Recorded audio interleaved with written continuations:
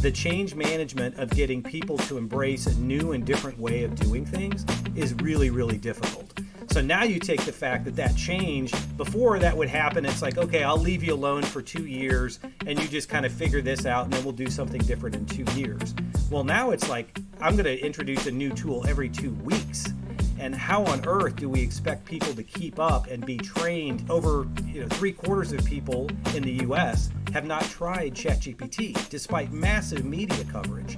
The majority of people are somewhat sitting on the sidelines and hearing about this, but they're not engaging.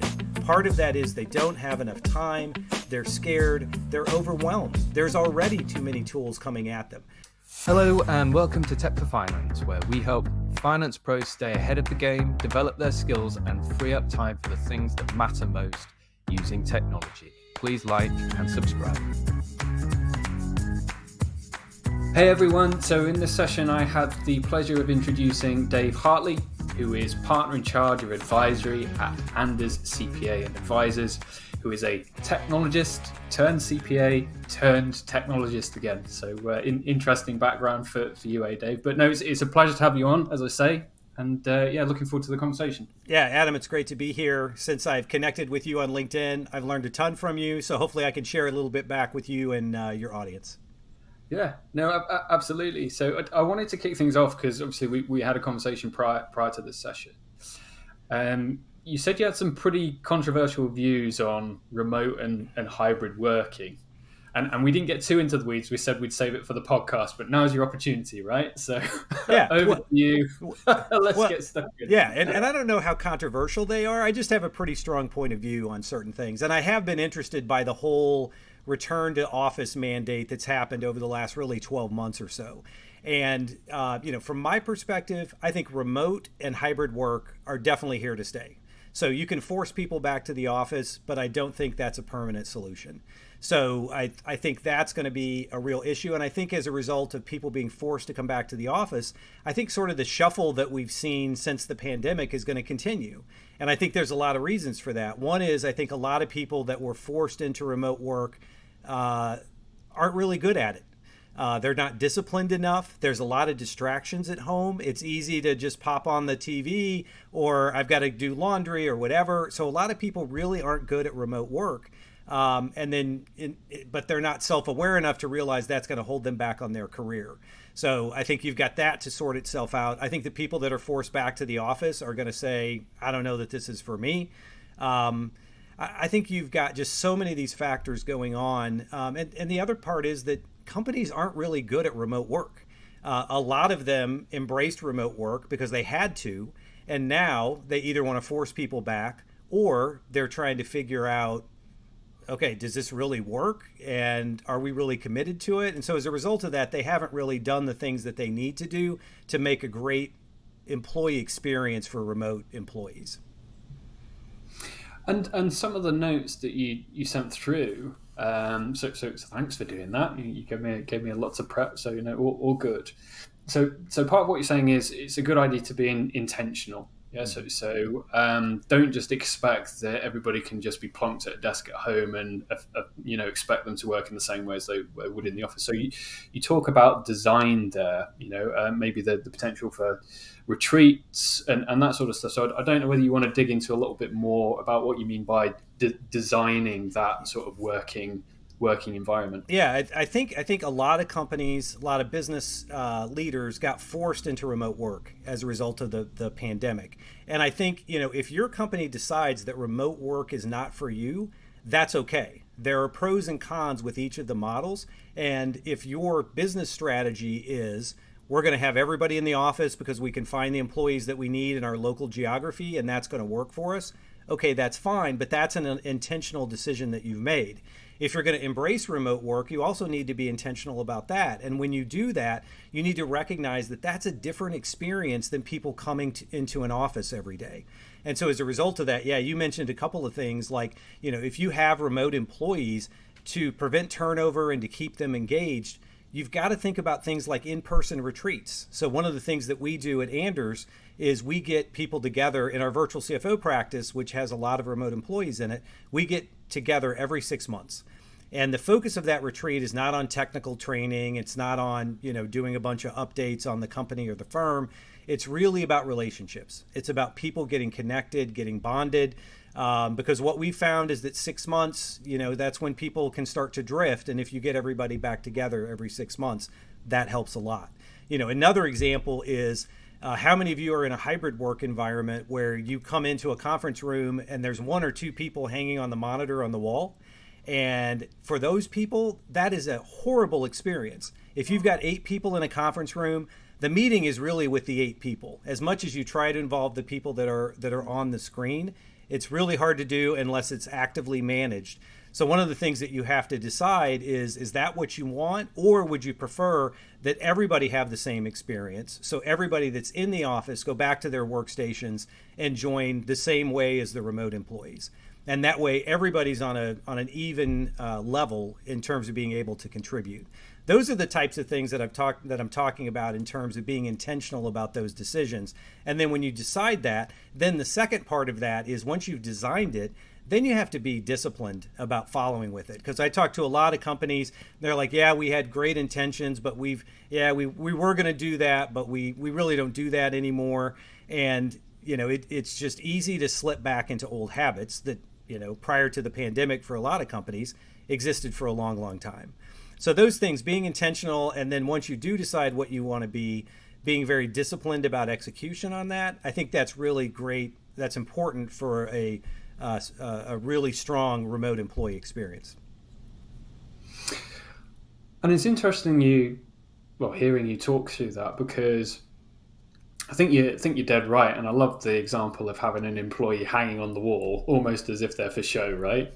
Thanks for that image. Now that I'm thinking about that, I can think of numerous meetings where people have literally just been hanging on the wall. Mm-hmm. I guess maybe from my personal perspective, I don't mind so much dialing into the office, but I suppose technology helps us there because it's a new office. Right, and it's not just a case of hanging on the wall. I mean, we're talking like big monitors with all of the clever Logitech cameras that follow people around the room and that sort of stuff. But previous conversation with Mike Manilak at Google, who obviously works in a hybrid environment, he's doing some innovative stuff around sort of whiteboarding and obviously drawing as part of those remote sessions as a means of increasing that engagement. But I think it's an interesting premise, designing that working environment. And do we get to the point where we define the best meeting formats based on the goal of that meeting? Mm-hmm. So do we say, for this type of meeting, everyone's in the office? For this type of meeting, everyone's remote? And I don't know how easy that is to enforce, but I would kind of agree with what you're saying is, if everybody is working consistently, i.e. all remote or all in person, people do 100% feel part of the discussion as opposed to left out. I've not really thought of it in those terms before, but I suppose there's some logic in that, right? Yep. Yeah, and I think so an example of that would be, so our virtual CFO, I'd mentioned the virtual CFO practice has every 6 months we have a retreat. Well, the first 2 days of that, before the retreat, the leadership team gets together in person, and we work very well remotely. We meet all the time through Teams, have lots of interactions, weekly meetings, those types of things. But there's something to be said for meeting in person.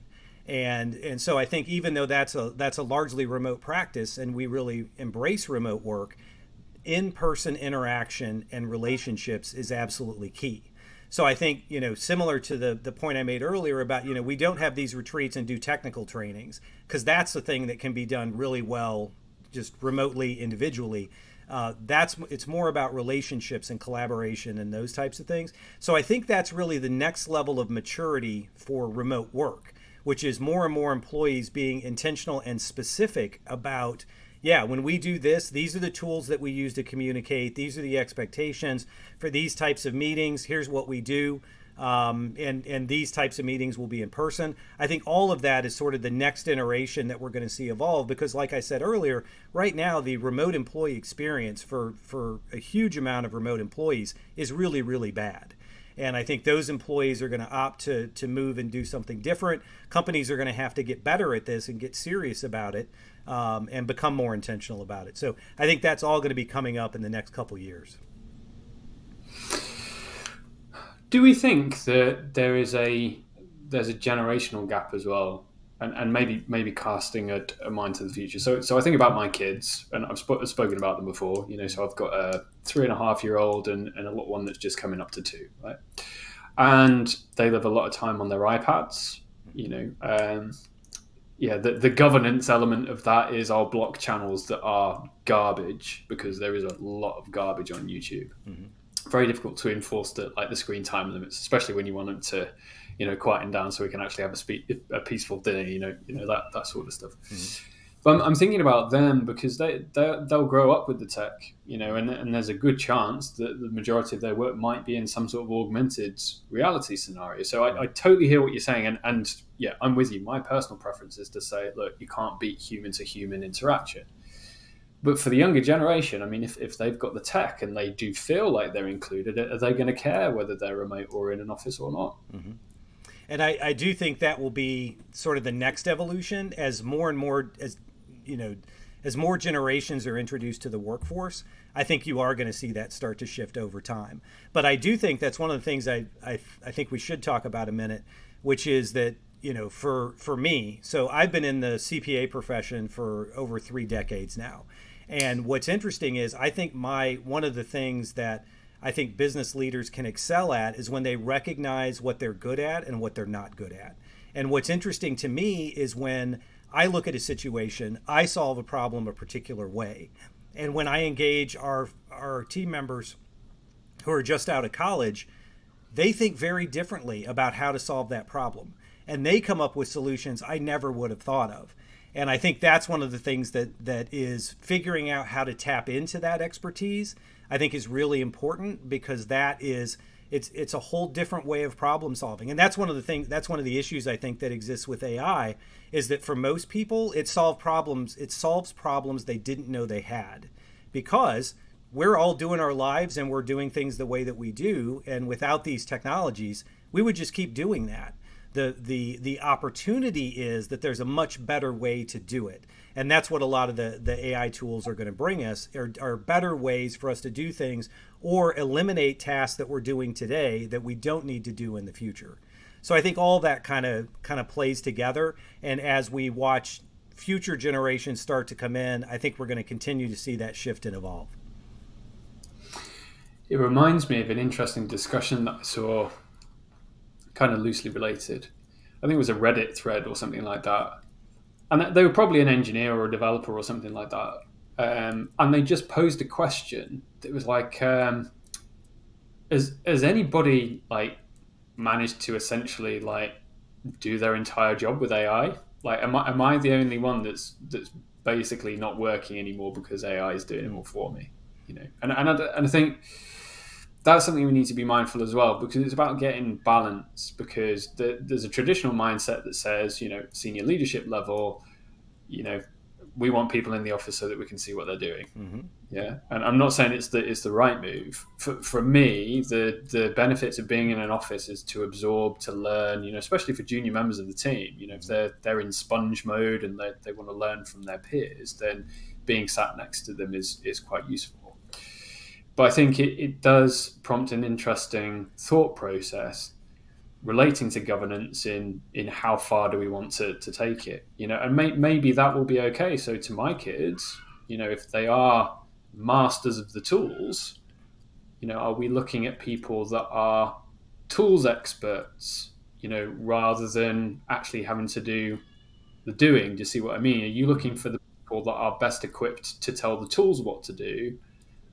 Because in reality, there's going to be less need for the doing. I don't know whether I'm making any sense, but I'm kind of speaking out loud as I go. You hear what I'm saying, right? Yeah, absolutely. And I think the expectations are going to change, because I think now, and even, historically, the CPA profession has been largely driven by hours.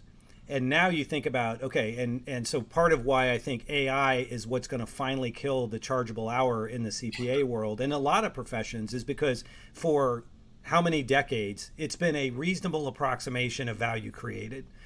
So I can look at something and say, yeah, that probably took 8 to 10 hours to put together, and then I'm going to charge you based on that. I think in the future, what do we do if somebody is able to do their job in 4 hours or 16 hours and not work an entire work week?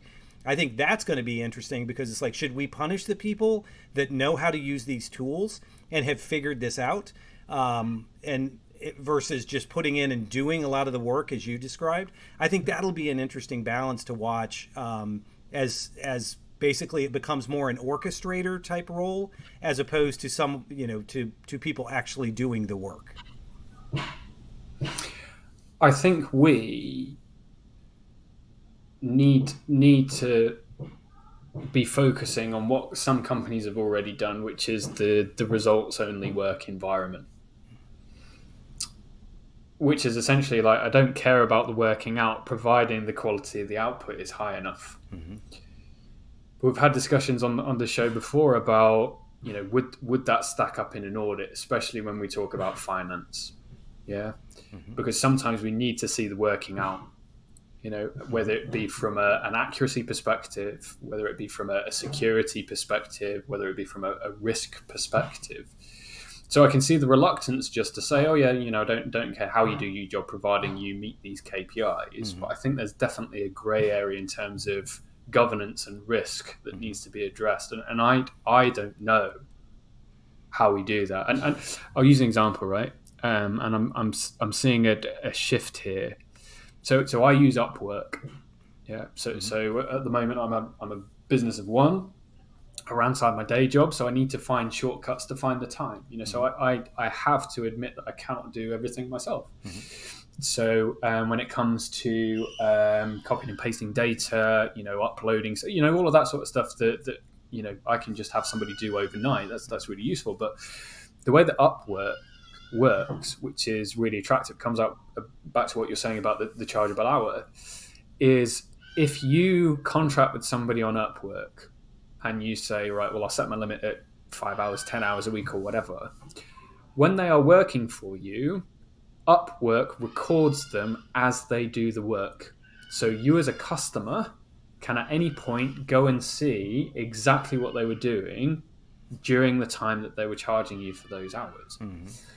Now, I appreciate a lot of contractors on Upwork might not want to be recorded using AI to produce outputs, which I totally get. And I think that's leading to a bit of a shift whereby some of these subcontractors are wanting to move away from Upwork. So I've seen a shift recently of people seeing your job post on Upwork and then sending you a separate email to say, saw your post on Upwork, can we have a conversation? I think Upwork have also upped their rates in terms of what they take off the contractors as well. Mm-hmm. So it'd be interesting to see how that plays out as well, because I've got a feeling that more contractors won't necessarily want to work on an hourly rate, or at least they want to be finding times that they can squeeze more into that hour while still proving their value. Mm-hmm. So I don't really know where I was going with that, but it loosely relates to maybe people not wanting Big Brother watching all the time. And then the wider question is, as I said previously, does it matter if the quality of the work is good enough? Yeah. And I think there are a lot of things like that we're still processing and embracing. For most organizations, remote work is only 4 years old.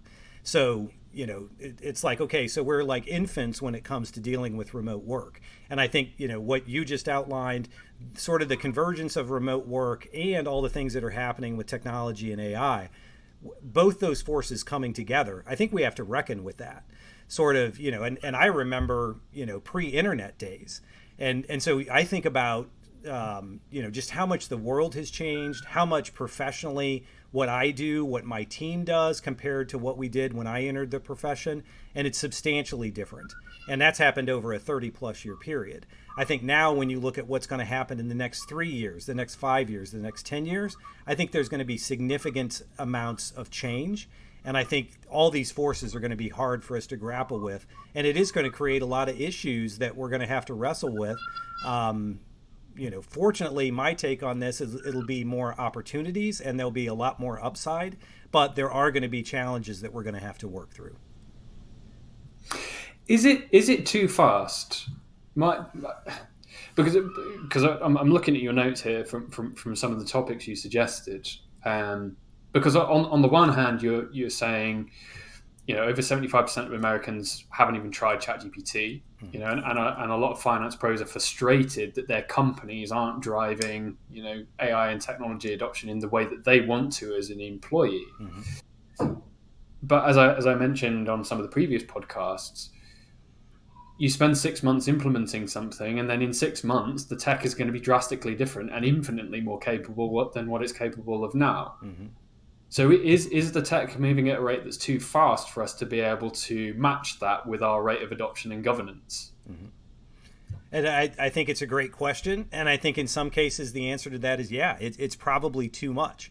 And when you think about, businesses don't change overnight. And when you think about how we got to where we are today, a lot of times in most organizations, there's decades of sort of all of these things have happened that have gotten the organization to where they're at today. And you can't just forget all of that history. And for most organizations, they're big ships and they move slowly. Even if you're a smaller organization, generally there's a lot of historical things that have come along the way. And frankly, that's one of the things I enjoy about my job the most. When I work with companies, small to mid-sized companies, every one of them is different. And when you start peeling the onion, you find out, 7 years ago this happened, and 12 years ago this happened. And all of that leads to where the maturity of the organization is today. And I find that fascinating because every story has the human element of sort of how we got to where we are today.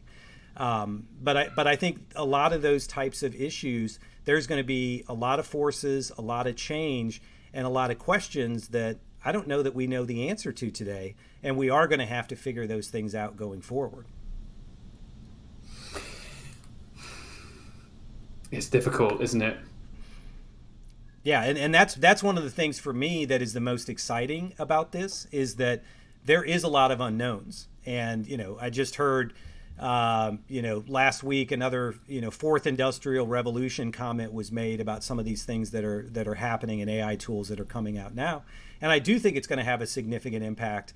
But I scratch my head a lot and think about, and Adam, I know you look at a ton of tools and you're seeing firsthand how quickly this is evolving and the new capabilities and the new functionality that's coming. I'm in the CPA world, and we were bragging about a year ago that ChatGPT could not pass the CPA exam. So we pounded our chest and said, yes, CPAs are unique. And then 3 weeks later, it passed. ChatGPT passed the CPA exam. Of course, restrictions, limitations, all that kind of stuff. But conceptually, that evolution is happening at an extraordinarily rapid pace. And the change management aspect of both us as humans and as businesses to change and evolve as rapidly as these tools are evolving, it's just not the same. We as humans can't keep pace, and businesses cannot change quickly enough. So, it's also interesting when you think about, well, who's the winners and losers as part of this? How much are the companies now that are investing hundreds of millions of dollars into building a lot of their own tech? Is that going to create a competitive advantage for them? Or will the fast followers be able to get basically a lot of the same benefits without having to have made those investments? So I think that's another thing to watch in terms of who am I going to bet on in the future, and how should I place my bets? Which organization do I want to work for? Do I want to be a part of? How progressive do we want to be? How much should we be spending investing in this versus more taking a wait and see attitude to avoid building up a bunch of technical debt that we're just going to have to change out every 6, 12, 18 months. And to liken that to a scenario that some of the listeners may have gone through. So if you work with, I know you and I, Dave, have got a lot of experience in the obviously small to medium enterprise space, right? But some larger organizations may go through big tech transformation initiatives, whether it's like an SAP or an Oracle, or, one of those sort of fundamental changes in business systems that could take 12, 18, 24 months to implement. The problem is And it's not just a tech challenge either. Because if you take a long implementation time frame with something like an ERP system, your business is going to have different people and is going to work in a different way 6 to 12 months into that large implementation than it did when you first started the project. Mm-hmm. So there is almost this consistent change management, change request process that goes on. So you're trying to implement whilst re-implementing change that goes on as part of the project. And that's my fear with some of these AI change initiatives. But it's compounded by the fact that, with a traditional type SAP system, the tech's probably not going to evolve too much. There might be a couple of, releases in the time that you're implementing the project, but the majority of the issue is business change, not technology change. My fear with AI is that not only have you got business change, but you've got rapid tech change at the same time. So you as a business decide that you're going to spend 500,000, 1 million, whatever that figure is, on spreading AI throughout the org, whether it's OpenAI hosted on Azure, and you've got development resource that are training your own model on your data and all of that sort of stuff. And then in 6 months, you've got the next model that OpenAI release that supersedes and almost makes all of that work redundant. Mm-hmm. So how? And there's no answer to this question, unfortunately, at the moment. It's how do we prepare for that? Do we just wait? Do we just say, right, well, there's no point in us implementing anything now because I know in 6 months the tools are just going to be like 10 times, like 100x better than they are at the moment. Mm-hmm. But we need to do something, right? Yeah, and I think that's I'm old enough to remember the go-go days of ERP in the 90s. And, the reason that worked then is because you implemented solutions that basically worked for a decade. And so you did some minor enhancements and upgrades, but you probably remember, and you still see it today. Those are really, really hard, and we've been doing them for 30 years. And now, when you think about your question, how are you going to do it today when things are changing so quickly?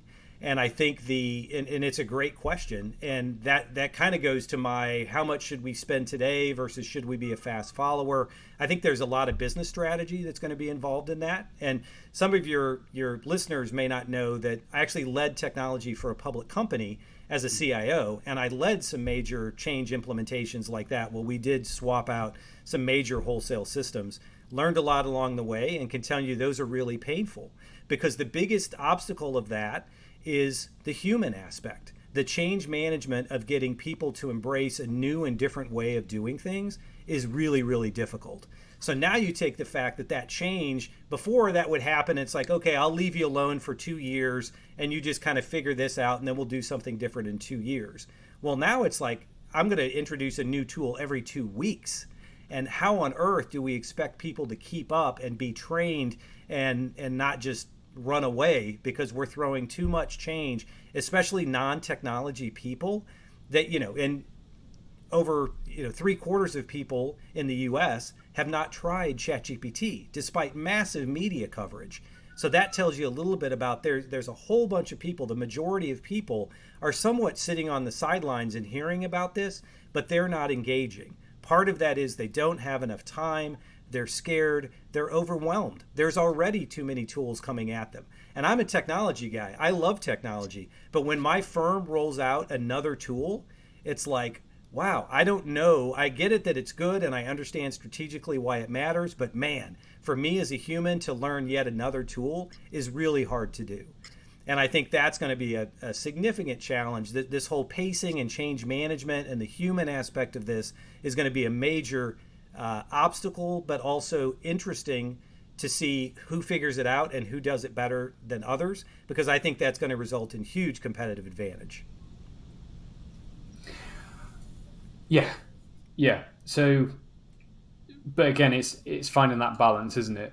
Because you don't want to invest hundreds of thousands of dollars to gain that competitive advantage and then find that your competitor 6 months can take an off-the-shelf tool to achieve the same ends. Yep. Do you see what I mean? So, yep.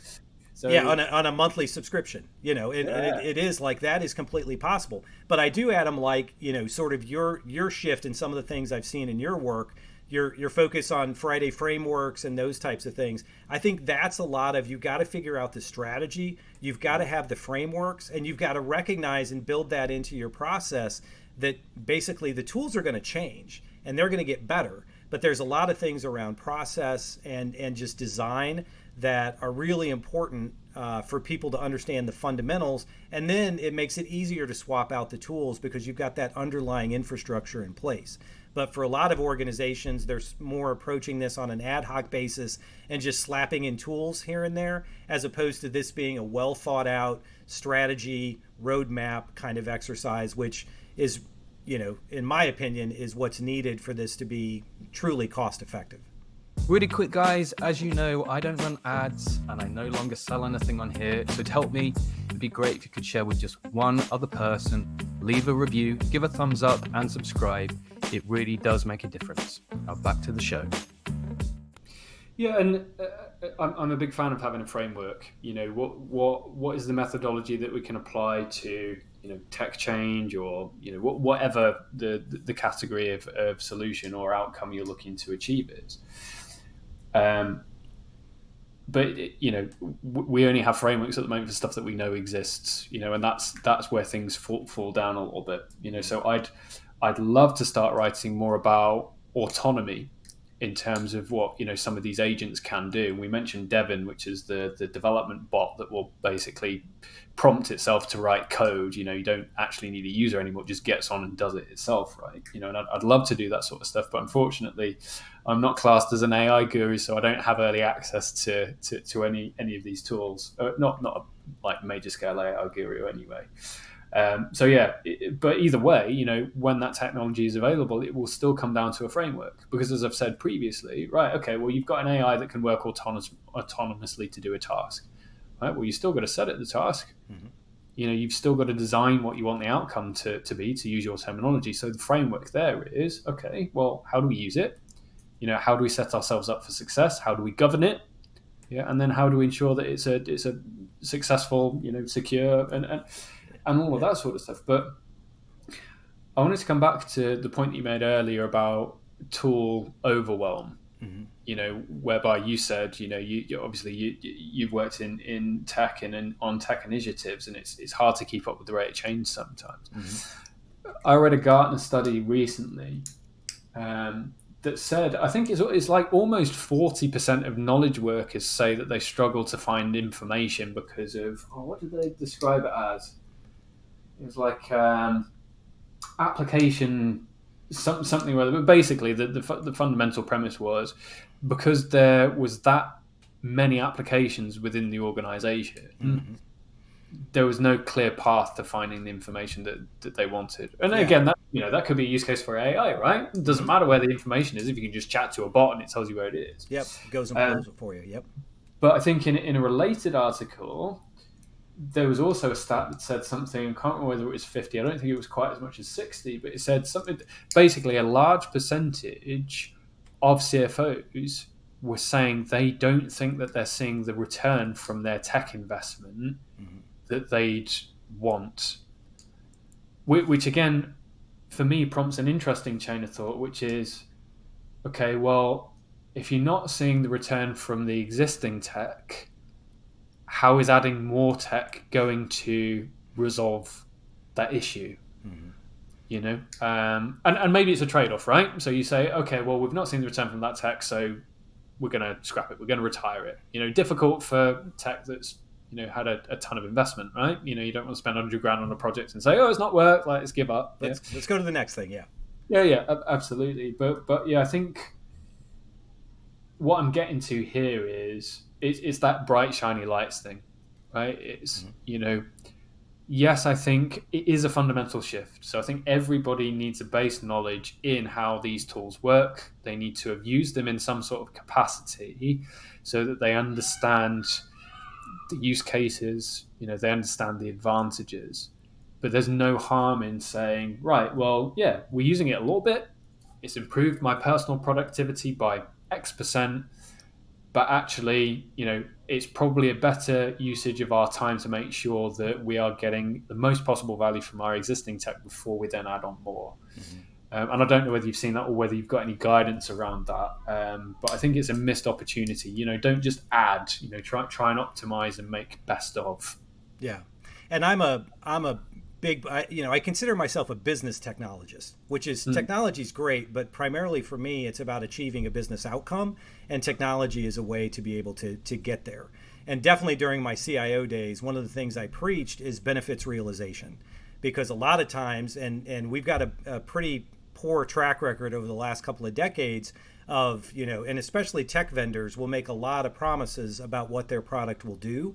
And then, as we all know through implementation, maybe you get, 20% of that, 40% of that, 60% of that, but you generally don't get all the benefits that were promised as part of the initial pitch. And I think that really stepping back and thinking about challenging the spend and really figuring out, are we getting the return on the investment that we expected from this? And I think as tech professionals, we need to be the ones that go forward and say, hey, here's what we thought it would do. Here's what it's actually doing. Here's the shortcomings. And then here's what we're going to do about it. Because I think that's one of the things, and finance folks have probably heard this story a lot, is it's like, well, it didn't quite do whatever, but there are so and so reasons, but you never really get a clear answer as to what's actually happening and what we're going to do about it. And I think for the tech professionals that can actually come forward with that and basically say, hey, I'm going to tell you exactly what happened, and it didn't go the way it was planned, but here's what we learned, and here's what we're going to do differently. Here's what the next iteration is. And Adam, I think to your point, I think what happens a lot of times is that people do just keep slapping on tools and in some ways, maybe it's conscious, maybe it's subconscious, trying to cover a little bit of some of the things of how we got here. And so we'll just add another tool and continuing to extend the tech stack. And at the end of the day, you're right, to your point, it's going to get extremely cumbersome. It's going to get sloppy because there's not a strategy behind it. It's not really defined what the business objectives are. And I think a lot of those things are going to inhibit organizations going forward. And I'm really interested to see what technical debt comes out of this. Like the investments that people are making now, how are they going to maintain those going forward? Do they have a plan? And you said earlier, a lot of this is unknown. Do they really know how this is? Do they have a plan for, as the technology changes, how they're going to evolve with it? And I think in some cases you do. I think in other cases you don't. And I think that's really going to play itself out over the next couple of years. Yeah, and it's how far you want to take it. And I appreciate your breakdown there of how how you look objectively at that tech piece. So why hasn't it worked? Let's break this down. And I think a lot of people don't go through that process. Maybe because, especially if they've got if they're invested in it, either because they generated the business case or they pushed it and they were a firm advocate of it. Maybe there's a reluctance to say, oh, that hasn't quite worked, because you're next on the block sometimes, isn't it? It's sometimes difficult to be transparent, especially when you've advocated for a project. But the reason I say is, how far do you take it, is in line with what we discussed when we said, do we just wait for a while? Because there are some things that we can take as fact. New iterations of the technology you're already using will come out of the woodwork. So we've seen Microsoft Copilot. Yeah. I've had mixed feedback on that. Don't know whether you've used it, but especially from a finance perspective, people are underwhelmed by it because there was this massive marketing hype around it. You've got your own sort of personal assistant in Office and all of that sort of stuff. Mm-hmm. And anybody who's got sort of a basic to intermediate understanding of the way that Excel works has found that Copilot in Excel just doesn't meet expectations, right? But that to one side. The point is, it's in there now, and it will only get better over time. Yep. So that's one thing that we can take as a given. Yeah. Your tech stack at the moment will evolve, unless you're using a legacy application whereby you've only got a version of Office on your laptop that you've installed from a physical disk, right? But that's probably in a minority if you're in that situation right now, right? So that's number one. Number two is there is a fundamental shift in the way that we need to work. Yeah, and this is not a sort of bury your head in the sand moment. This is either get used to it or suffer as a result. Yeah, so I think the takeaway there is learn. Yeah, even if there's fear. And to go back to your point there about 75% of Americans not using ChatGPT, I think it does relate to that fear element, because people don't want to accept there is that level of intelligence in something that isn't them. And that's ignoring the job risk. Yeah, that goes past job risk or being replaced. I'd say that's more at a fundamental level to say, I'm scared of, that level of intelligence, full stop. So, yeah, but I'm going to start rambling, Dave. So I'll let you take over. Don't know whether you've got anything to add. No, I would say, so I do think, I think there's lots of reasons for why people have avoided it to this point. I think part of it is also we've lived our lives for a long time and we've been able to survive without it. So it's kind of this, and even myself, I have to stop myself and think about, wait a minute, could I use Copilot for this? Could I use ChatGPT for this? So it's a discipline that you have to change in your behaviors in terms of how you go after, and attack some of this stuff. But I think that's really when it becomes real. And I think the sort of the tipping point is as more and more of these capabilities get introduced into the business tools that we already use today. And like Copilot, I'll be doing something and it'll pop up and say, hey, I can do this, I can do that. That I think is going to be a huge shift, because that's when it's in people's faces and they can't ignore it anymore, because it's right there in the thing that they do every day. And I think at that point, we're going to see a lot more acceptance, a lot more adoption. And I do think you made the point that you have to educate yourself on this stuff. And you have to figure out, and for leaders, any leaders, which basically is everybody listening, is basically you have to get out there, you have to learn, and then share what you've learned, and then get other people engaged in the discussion and the dialogue. What did you learn? What are the things that you're doing? And given, most organizations have multi-generational, diverse workforce, and so you're going to see different people embrace different things. One of the easiest things, I think, from my perspective, is some of the AI note takers that are out there. Because that's a real easy thing that you can do. It just starts getting invited to meetings, and then you start to see these amazing summaries and different things that these technologies can do. So that's kind of an easy way to get started. So, put up the guardrails, have the discussions, but then, part of learning is failure. And you have to try things, and they're not all going to work, but that's how you learn. And I think you just have to be part of an organization that's willing to take the risk to try. And then when things don't work out, what did we learn from it, and how are we going to do better going forward? And I think part of that learning journey is going to be key for organizations to instill in their entire workforce, so that people feel comfortable taking risks and feel comfortable trying things that are different and are not punished when something doesn't work out exactly the way that it was supposed to work out.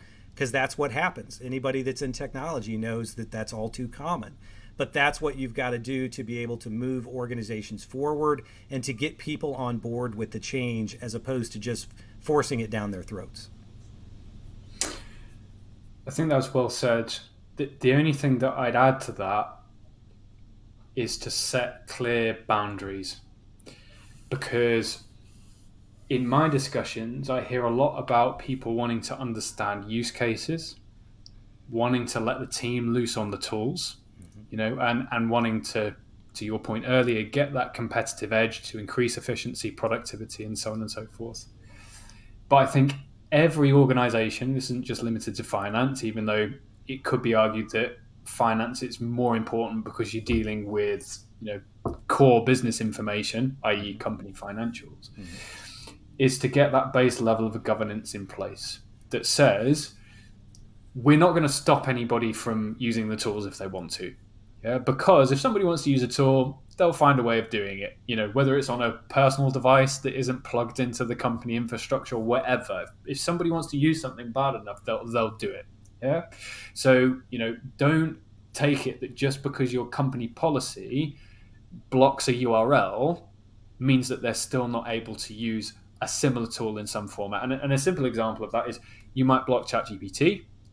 Yeah, somebody can still go at copilot.microsoft.com, which is a legitimate URL. Obviously, it's got Microsoft in it. Yeah, then you have to block copilot.microsoft.com.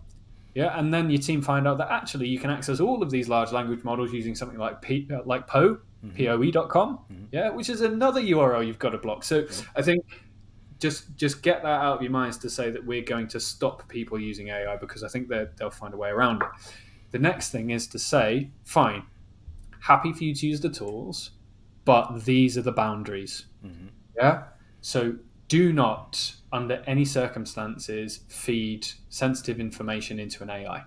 Unless the business is validated to say that we're using ChatGPT Team, we're using ChatGPT Enterprise, or some of the paid versions of Claude, because then you've got the SOC 2 compliance, you've got all of the other policies, the ISOs, all of that sort of stuff to say, right, fine, we've done our due diligence and it's secure.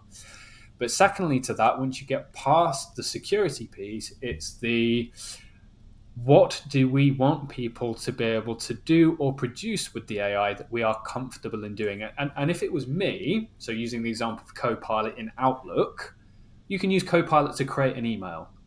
I would nip that in the bud straight away. That's just my personal feeling, and I feel strongly about it. I am fundamentally against people using AI to create emails and pressing send.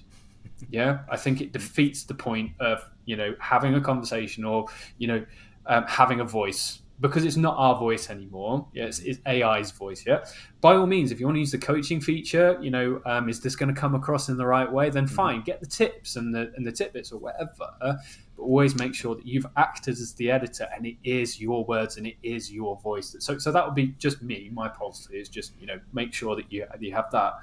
But then what's the next iteration of that? So if we've sorted the security piece and we're doing some data analysis, or we're producing some visuals using like a Jupyter Notebook, Google Colab or something like that, are you happy for that to be done? What's the risk in it producing incorrect data? What's the validation process going to be? Do we need to see the working out that we discussed earlier? Does it need an approver? Yeah, do we need to go to that state when we say, right, well, yeah, we're speeding up our workflow with AI, but we still need somebody to validate, and we still need somebody to sign on the dotted line to say, yes, this output that's generated from AI by this individual has been sanity checked and validated by this person, and we're happy with it. And I think that is fundamental. Everybody needs at least a one-page categorized into sections of the do's and don'ts and what you are comfortable in letting your team do with AI, because otherwise it could get out of control and it poses quite a big risk to the organization. So sorry, I've thrown a lot at you again. Well, I think the point of, there's got to be a human at the end that takes responsibility for it. I think we all heard there was the lawsuit or the lawyer that used ChatGPT and it came up with fake cases that were cited and all that kind of stuff. And I think that's the risk for all of us, is that at the end of the day, there has to be a human that's responsible for whatever that output is. So I think that's a great point. I think defining the rules of the road is absolutely critical. I think the security aspects, that's actually one of the main barriers I see. Change management and security are a couple of the main barriers to adoption in small to mid-sized companies, because people start doing things and then all of a sudden they realize, oh, wait a minute, you mean it can get access to that data? It can go pull this, it can pull that. And then you have people that start to freak out and say, well, stop it. We're not doing anything until we figure this out. So that is sort of one of the stages of evolution, I think, in companies figuring out how to do this. But the other point that I would make is also, as part of all of that, there are a ton of assumptions built into models and built into these technologies, that there has to be either a recognition of those assumptions and sort of a human validating that those assumptions are what they should be, or at least an understanding that sort of how this came to be. And that goes back to our conversation around sort of just looking at the end result or looking at the process of how we got there. And I think understanding the assumptions, the pieces that went into it, that's part of what the human needs to do to make sure the technology is delivering as we would expect it to and as we need it to produce work for our clients or for our organization or whatever. Yeah. It comes with its own difficulties as well, right? Because it could be argued that you can increase your output, so instead of me being able to generate, 5 documents, 5 visuals, whatever, I can double that. If we're now saying that in using these tools, the level of trust has gone down a little bit, whoever the approver is has just doubled their workload in approvals because the output has increased. So that's something to consider. I mean, thinking out loud, there are probably some things that are easier to validate than others. So if we take mathematics, the models are now a lot better than they used to be. I remember when you used to try and do a complex equation with some of the original large language models, like it either produced just downright wrong answers, or they'd be close but not quite. Yeah. I've done a lot of research on the new models and got them to carry out complex equations. And the good news is they're pretty much at the point now where, there's the right answer most times, either because they're using some sort of Python calculation in the background to validate, or they use a mixture of experts model that basically validates itself in producing the output. I don't know the technical side of it. But the difficulty comes if there's an element of variability, and an element of interpretation. So when we look at, sort of, I guess, financial forecasting or, stuff where there's a decision point. So I guess the question to ask yourself is, are we happy that this is correct enough to be able to make a crucial business decision off the back of it? And if the answer is no, revert to the traditional way of doing it, because otherwise it just poses too much risk, right? Yeah, and I think as soon as we get comfortable with that, then it's going to evolve and change. So, you've gotten to the point where with these models, you're now at a point of comfort, but, then it comes back to, well, but is my point of view the same as your point of view in terms of what comfort level is acceptable? And so, a lot of these things are going to be, and then what happens when something goes wrong? Sort of how, well, I thought it achieved the threshold. Well, I disagree. So there's going to be all sorts of interesting things like that start to play out, decisions that have to be made. And I think as business leaders, one of the things we have to do is really, make sure the conversation is happening and that you've got the right people talking about the right issues so that we understand how decisions are being made, what the risk is. Are we cognizant of the risk? Do we understand that if this happens, then this negative consequence occurs? All of those things, you want to make sure that those things are happening. And even if you're an individual contributor, if you can be part of having that thought process and then educating other people about, here's what I did, and here are the things that I think could go wrong, but here are the things that are out there. And then to have people with different experiences, more experience, give you feedback on that. Hey, well, you forgot about this, you forgot about that. A lot of those things are how, as individual professionals, we're all going to grow, but then as organizations sort of defining that, because to go back to our earlier conversation, the technologies are going to continue to change and they're going to continue to evolve, and there will constantly be new capabilities. And if we have sort of an agreement on what that is going to look like, a process that we're going to follow, a framework that we're going to use, that's how at the end of the day we're going to be able to make better decisions organizationally with some consistency going forward. I think that's really well summarized, Dave. So, I mean, we're on the hour. I've got screaming kids in the background, so we might have to wrap up there. But I'll ask you the same question that I ask all of my guests, and this wasn't in the prep because I like to surprise people. Okay. So the podcast called Tech for Finance, right? And I come from a place of experimenting with just about every type of productivity app that you can conceive of. If there was a new tool or a new app for that, then it would be me that would be downloading 3 different versions of it and playing with all of them, just because I'm a bit of a nerd like that, right? But the question is, do you have a tool, and it could be it could be a browser extension, it could be an app on your phone, it could be a desktop application or a piece of software that you literally couldn't live without? You can't say ChatGPT, and you can't say Notion, because we had that response 5 times in a row. Got it. So over to you. What couldn't you live without? It could be personal or professional. Yeah, and actually for me, and so I'll take the business route on this, that I would say for me, it's Copilot. And the reason why it's Copilot is not only for my use, but then also I have to get hundreds of people also using this tool. So if I'm able to learn things on it and then share what I learn in a tool that I know they have access to, then I think that's how we're going to get more and more adoption and people being willing to try things, because that to me is ultimately, my contributions are only so much, but as a leader and a part of a team, it's really about what can the team accomplish. So I'm trying to figure out how I can get things in front of people that will help them advance in their journey. So I have a follow-up question. Okay. So Copilot is built into Outlook, Word, PowerPoint, Excel, OneNote. I think that's all of them, isn't it? How are you finding that it performs across those? Do you feel like there's better use cases for certain applications over others? Obviously, I aired the feedback I've got on Copilot in Excel, but is there like a go-to use case you have for Copilot that you think is really good at the moment that people either might not be aware of or that surprised you? Well, one of the things that I think, and just so your audience knows, like I don't work in Excel a lot, so I can't really comment on that. But where I am active is the two things that are interesting to me are in Word and PowerPoint, and sort of watching how things can go across those two is interesting. So I can take a Word document and say, hey, start a PowerPoint for me, and I've been very impressed with kind of what it pulls together, and vice versa. Hey, here's a 50-page PowerPoint, summarize it for me in a Word document, and those types of things.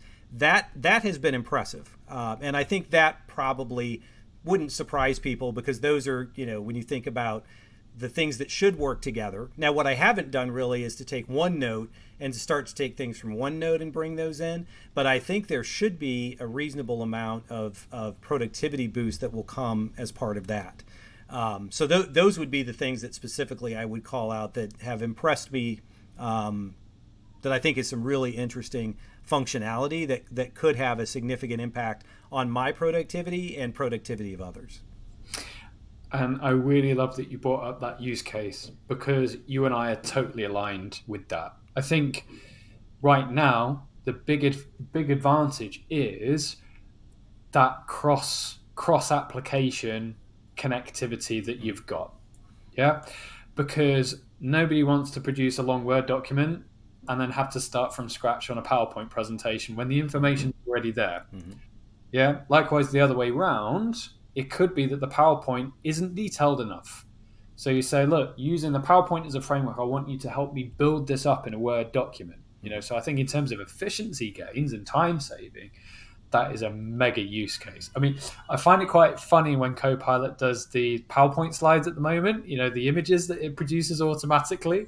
It reminds me of the days of, clip art, days gone by. So, of course, you've got to switch them out, right? But I think in terms of structure, it's really good. And the other thing that I liked about Copilot in PowerPoint is I think there's a prompt that says, like, add a structure or something like that. I can't remember exactly, but it'll add subdividers for you in the presentation just to categorize your slides as you go through. And I thought that was quite a cool use case as well. So I'm glad you brought that up, because that's probably my favorite use case as well. Yeah.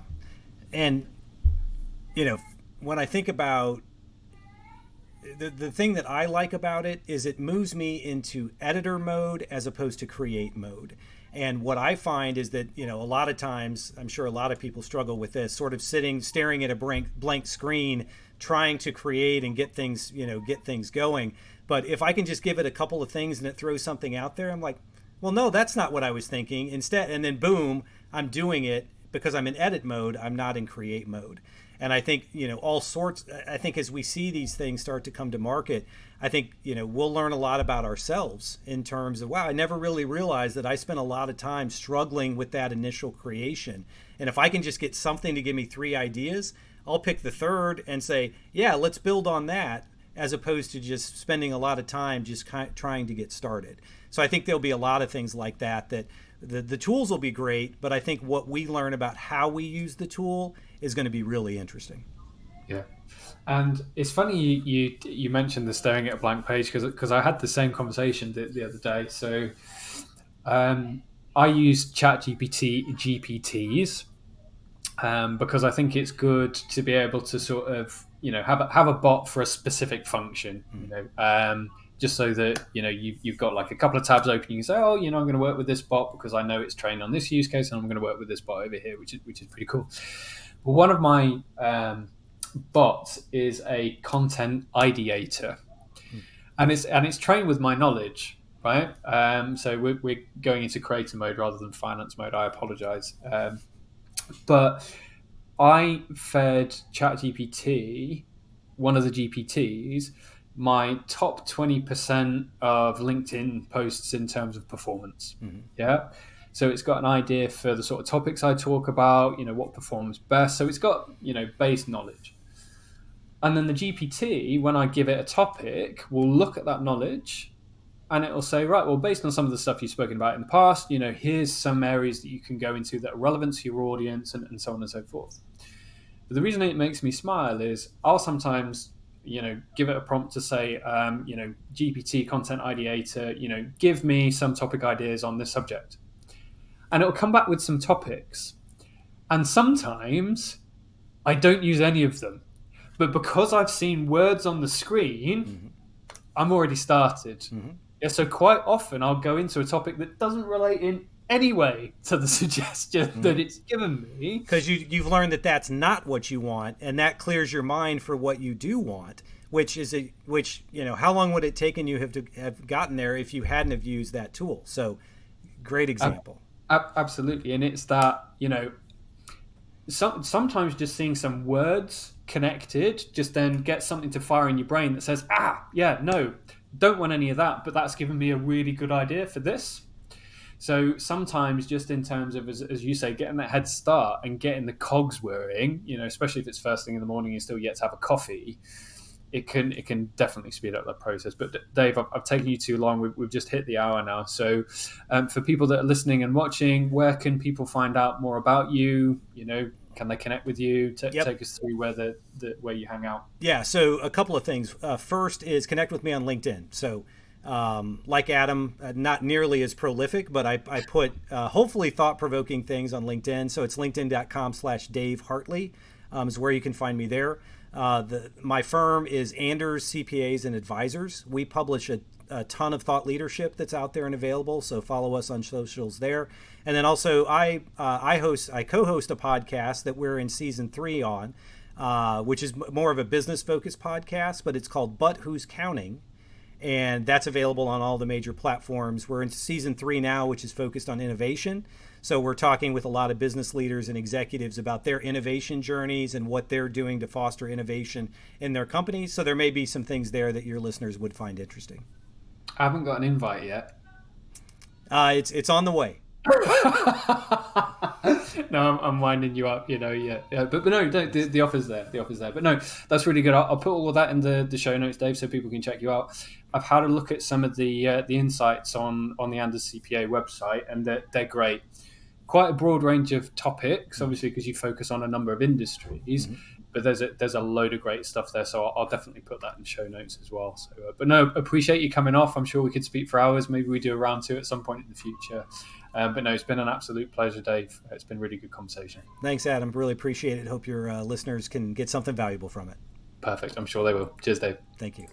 Hey again, and thanks for listening. If you enjoyed what you heard today, don't forget to like, review, and subscribe. And for more goodies, head over to techforfinance.com. See you soon.